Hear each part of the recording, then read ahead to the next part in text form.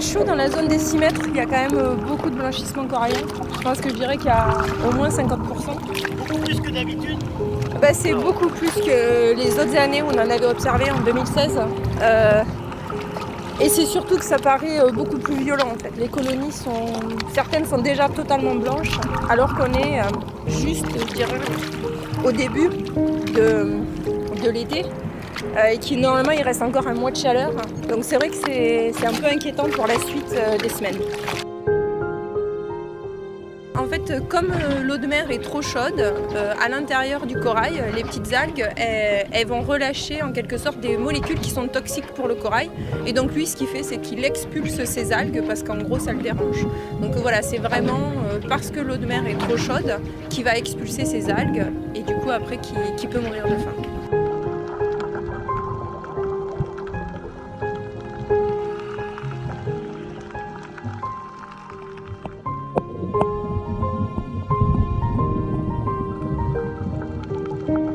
Il a la fièvre des fortes températures de l'eau de mer.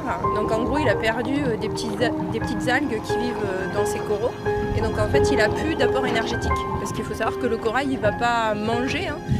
Et en fait, toute son énergie, il la récupère grâce aux petites algues qui vivent dans ses tissus.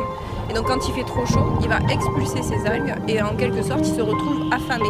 Donc il est tout blanc, mais c'est surtout qu'il n'a plus d'apport de nourriture. Donc il peut rester comme ça quelques semaines, parce que ça fait déjà quelques semaines qu'on observe le phénomène. Mais par contre, au bout de 2 mois, ça commence à être trop long et en gros, il va mourir de faim. Et c'est pour ça qu'après, on va partir dans ces épisodes de mortalité massive après ce phénomène de blanchissement.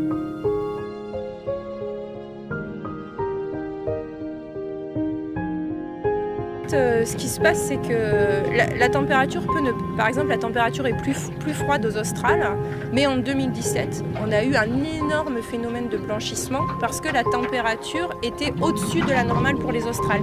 Donc ce qu'il faut bien comprendre, c'est que c'est pas parce qu'ici la température est plus chaude que les coraux sont plus sensibles. Ça a à voir avec des processus océanographiques, ça a à voir avec le phénomène El Niño qu'ils ont déclaré pour 2019, donc qui va réchauffer les eaux. Et selon les courants, voilà, il y a certaines années, il y a des archipels de la Polynésie qui sont plus touchés que d'autres. Et donc a priori cette année, il semble que ça se concentre sur l'archipel de la Société.